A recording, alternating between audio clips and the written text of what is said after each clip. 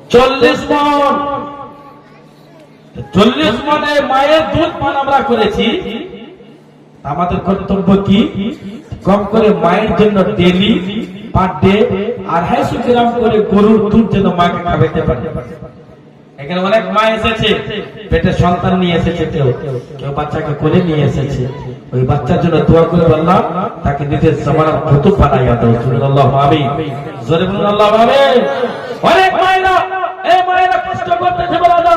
আল্লাহ নবী সাল্লাল্লাহু আলাইহি ওয়াসাল্লাম বলেছে যে সুবহানাল্লাহ, যদি বাচ্চা পেটে থাকে, কোন মহিলার পেটে যদি বাচ্চা থাকে আর একবার যদি ব্যথা দিয়ে দেয়, ব্যথা বিটি পেটে যদি একবার ব্যথা দিয়ে দেয় আর ওই ব্যথাকে যদি কোনো মা সহ্য করে নেয়, তাহলে 75,000 বছরের নফল নামাজের নেকি ওই মেয়ের নামে লেখা যাবে। শুনে বলো কত মাস বললাম? 75 মাস। 75 বছরের মাসলে 75 বছরের নফল নামাজ পড়ার নেকি একবার কোন মার পেটে সন্তান থাকা অবস্থায় পেটে যদি ব্যথা হয়ে যায়, কুকরি হয়ে যায়, সুবহানাল্লাহ, ওই মাটা 75 বছর নফল নামাজ যদি কোন ব্যক্তি পড়ে, ওই একটা ব্যথা সহ্য করে তত নেকি পাবে। জোরে বলো সুবহানাল্লাহ।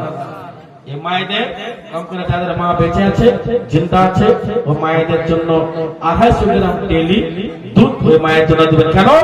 যদি আমরা এই শরীরের চামড়াকে ছিলে গরুর চামড়া ছাড়ার মতো ছাড়িয়ে যদি এই মায়ের পায়ের যদি জুতা বানিয়ে দেয়, তাও মায়ের দুধের দেনা শোধ হবে না।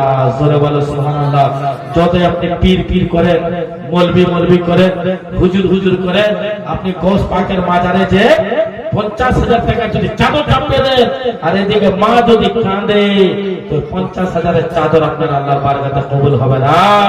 দাতা বাবাকে যতই যে এদের খাসি মেরেছিলাম, খাসি দাতা বাবা খাবে নাকি? দাতা বাবা খাবে না। মানত করে কথা যে কোরআনে বলে দিয়েছে, যদি মন্নত কেনা চাহতে हो तो रोजा से करो और नमाज से करो, मस्जिद से करो, মাদ্রাসা से करो, তারপরে মাজারে যাও। আর মাজারে সুবহানাল্লাহ খাসি জবাই করে আমরা খাচ্ছি, জায়েজ আছে। মানত করা জায়েজ আছে, কিন্তু এক নম্বর মানত হচ্ছে যে মাকে মহব্বত, মাকে ভালোবাসো, এরকম মহব্বত করতে হবে। ব্রাদারান মিল্লাত ইসলামিয়া। যাই হোক, এখান থেকে নিজের বক্তব্য ইতি করলাম বলা এবং ভাষার মাধ্যমে যদি হয়ে থাকে কোন রকম ভুল ত্রুটি খবর দিই। সবাই মিলে পড়ুন আস্তাগফিরুল্লাহ। জোরে পড়ুন আস্তাগফিরুল্লাহ রাব্বি মিন কুল্লি যামবিন ওয়া আতুবু ইলাইহি লা হাওলা ওয়ালা কুওয়াতা ইল্লা বিল্লাহ ইল আলী ইল আযীম। হায়াত বাকি, মুলাকাত বাকি। আসসালামু আলাইকুম ওয়া রাহমাতুল্লাহি তাআলা ওয়া বারাকাতুহু। এবার আপনাদের সামনে উস্তাদুল উলামা হযরতুল্লাহ মাওলানা কারি হালুয়া আপনি ফ্রিতে তো আমি বলবো না, কম করে 2000 টাকা লাগবে। আমি তো ফ্রি বলি না, আপনারা সবাই জানেন। জামাই যখনই আসে জালসা করতে ফ্রি একটা বলে না, পয়সা লাগে। আপনারা গোটা জামাত মিলে যদি 2000 টাকা দেন, আমি বলে দেবো কারা হালুয়া খেতে পাবে আর কারা পাবে না। যদি বলেন তো বলেন, না হলে এই মশলাটা ফ্রি বলা যাবে না, অন্য মশলা হলে বলে দিতে হবে। ঠিক আছে, আচ্ছা বলে দিচ্ছি। তুমি সব করেছেন আপনি। 3টি পরব হচ্ছে রাত্রের পরব। রাজাবুল শাহরুল্লাহ ও শাবান শাহরি ও রমজান শাহরি উম্মতি। রজব হচ্ছে আল্লাহর মাস। কেন বললাম রজব আল্লাহর মাস? রজব মাসে নবীকে আল্লাহ ডাকলেন, সমস্ত ইবাদত দিলেন নবীর উম্মতকে। তার জন্য এই মাসটা হচ্ছে আল্লাহর মাস। রাজাবুল শাহরুল্লাহ ও শাবান শাহরি।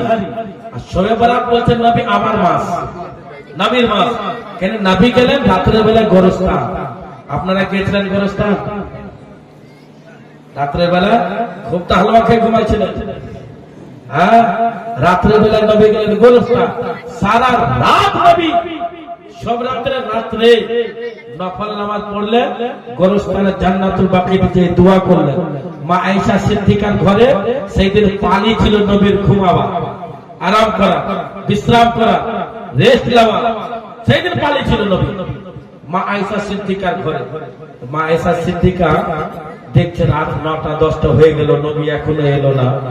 তো অন্য বিবিকে জিজ্ঞাসা করছে, বুবু তোমার ঘরে এসেছেন হুজুর? বলছে না তো, নবী তোমাকে পরে বের হয়ে গেছেন, আসেনি। মা আয়েশা সিদ্দিকা সে রাতে 2 রাকাত নামাজ পড়লেন। এই মা শুনেন, আপনারা পড়বেন, 2 রাকাত নামাজ পড়লেন। আমি এই ওয়াজগুলো আজ করতাম, তো সবাই খুব কম, তাই জন্য মা আয়েশা সিদ্দিকা 2 রাকাত নামাজ পড়লেন। প্রথম রাকাতে আলহামদু সূরার পরে পরে কুল ওয়াল্লাহু আহাদ 3 বার, দ্বিতীয় রাকাতে আলহামদু সূরার পরে পরে কুল ওয়াল্লাহু আহাদ 3 বার। নামাজ শেষ হয়ে গেল, সুবহানাল্লাহ 33 বার, আলহামদুলিল্লাহ 33 বার, 34 বার আল্লাহু আকবার। তারপরে ইয়া নূরো 100 বার, ইয়া নূরো ইয়া নূরো ইয়া নূরো 100 বার, ইয়া কাহারো ইয়া কাহারো ইয়া কাহারো 100 বার, ইয়া গাফারো ইয়া গাফারো ইয়া গাফারো 100 বার। এটা পড়লেন। পড়ার পর মা আয়েশা চিন্তায় যে নবীকে পাবো কি করে। আল্লাহ রাব্বুল আলামিন নবীর বডিতে এমন একটা আতর দিয়েছিলেন যে নবী যে রাস্তায় চলতে ওই রাস্তাটা খুশবু করতো। জোরে বলা যাবে? এত আস্তে ফ্রি মশলা শোনাচ্ছে, তাও জোরে বলো। আপনি বলো ইয়া রাসূলুল্লাহ, আল্লাহ বারাক ইয়া রাসূলুল্লাহ। হ্যাঁ, এরকম করে মস্তি ভাই। হ্যাঁ ইনশাআল্লাহ। নবী মা আয়েশা নবীর বিবি, আমাদের মা, শুনতে লাগলেন, শুনতে লাগলেন, শুনতে লাগলেন। নবীকে আল্লাহ ওই পাওয়ার দিয়েছিল যে রাস্তায় যেতেন নবী খুশবু করতেন। মা আয়েশা শুনতে শুরু করলেন। শুনতে শুনতে মা আয়েশা জান্নাতুল বাকিতে হাজির। জোরে বলো সুবহানাল্লাহ। নবী কাঁদছেন, উম্মত উম্মত ইয়া তুমি আল্লাহ আমার উম্মত উম্মতে এক জান্নাত দিও, বেনামাজি হবে, পরেজগার হবে না, বিভিন্ন রকম ফিরকা হবে, আল্লাহ মাফ করে দিও। এই কথা বললেন। এই কথা বলার পরে পরে নবী দোয়া শেষ হলো, এদিকে ঘুরে দেখছেন মা আয়েশা। বলছে আয়েশা, হ্যাঁ হুজুর তুমি এখানে কি করতেছো? বললো হুজুর আমার ঘরে আপনার একটা খাবারের পালি ছিল, বিশ্রাম করার পালি ছিল, আরাম করার পালি ছিল, রাত হয়ে গেছে অনেক, আপনাকে না পাওয়ার জন্য আমি আপনার কাছে চলে এসেছি। নবী বলছেন তোমাকে ঠিকানা কে দিল? এত রাত্রে তুমি কাকে জিজ্ঞাসা করলা? ঠিকানা কথা বেলা চিঠি কে দিল? কাকে জিজ্ঞাসা করলা? মা আয়েশা সিদ্দিকা বলতেছেন হাবিবি ইয়া রাসূলুল্লাহ সাল্লাল্লাহু তাআলা আলাইহি ওয়াসাল্লাম, নবী গো আপনি যে রাস্তায় চলেন ওই রাস্তা খুশবু করতে লাগে বারাদার। হাবিবি ইয়া রাসূলুল্লাহ, নবী ওই রাস্তায় সুখতে সুখতে আপনার কাছে চলে এসেছে। আমার বিশ্ব নবী বলে হাজির নাজির নবী বলে বাইবেল সংবাদদাতা নবী বলে আয়েশা যে 2 রাকাত নামাজ তুমি পড়েছো, যে 2 রাকাত তুমি নামাজ পড়েছো, এই 2 রাকাত যদি কোনো মহিলা নামাজ পড়ে, কোন মহিলা যদি সারা রাত্রে যদি নামাজ পড়ে, আমার আল্লাহ নবী বলতেছেন ওই মহিলা তোমার সঙ্গে জান্নাতে যাবে। তাহলে হালুয়াকে খেতে পাবে। এরপর শেষের দিকে যে ব্যক্তি রাত জাগবে তার জন্য হালুয়া খাবার ঠিক, আর যে জেগে ইবাদত করবে না ওর জন্য হালুয়া খাওয়া অন্য দিনের মতন খাবার খাওয়ার মতো নেকি পাবে না। একবারে বলে দিলাম যে রাত জেগে ইবাদত করবে, ইবাদত করতে করতে খিদা লাগবে তখন হালুয়া খেতে হবে। রাত জাগলেন না, ইবাদত হলো না, কোনো নামাজ হলো না, কিছু করলেন না, খুব হালুয়া করে খুব খেতে লাগ গোশ নিয়ে আয় সব রায় শুনে তোমাদের খালি খাবারের পর খিচড়ার পর, হালুয়ার পর, শুকরাতের পর, তারপরে বিরিয়ানির পর, खाली हमारे ये पर्व इबादत पर्व ना, सुन्नी उसको कहते हैं जो चलने में सुन्नत नजर आए, तो देखने में सुन्नत नजर आए, खाने में सुन्नत नजर आए। एक सुन्नी बोले बरादर फिर तो बोले दिलाम जाते हैं कि नाम लोग तो तारे जन्नत এবার আপনাদের সামনে উস্তাদ উলামা হযরত আল্লামা মাওলানা কারি আব্দুল লতিফ কাদরি সাহেব মাদাজিল্লাহ আলী বন্নুরানি আসছেন। সুবহানাল্লাহ। ওনার জন্য দুটো শের আমি পড়ব, উনি দোয়া করবেন, দুটি কথা বলবেন, দোয়া করে দেবেন। ওনার হাতে দোয়া নেওয়ার জন্য আমরা লালাইতে, আর আমিও আজকে দোয়া নেব। ইনি যে মাদ্রাসার ছাত্র ছিলেন, আমি ওই মাদ্রাসার হেড টিচার হয়ে এসেছি, তার ওনার টিচার না, আমার বাপেরও টিচার, বুঝতে পারছেন? সুবহানাল্লাহ। প্রতাপপুর মাদ্রাসার ছাত্র, আর ওই মাদ্রাসা আমি 10 বছর হেড টিচার থেকে এসেছি।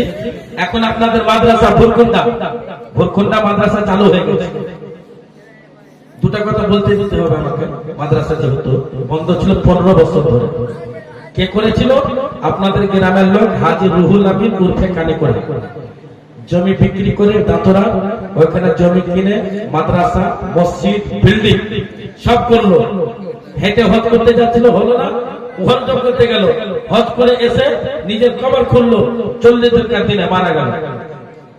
বুঝতে পারলেন? ওই লোকটার মাদ্রাসা 15 বছর ধরে বন্ধ ছিল। আর আমিও বিয়ে করেছিলাম লোভে, কোন মাদ্রাসায় থাকবো, এই মাদ্রাসায় হেড মাস্টার থাকবো।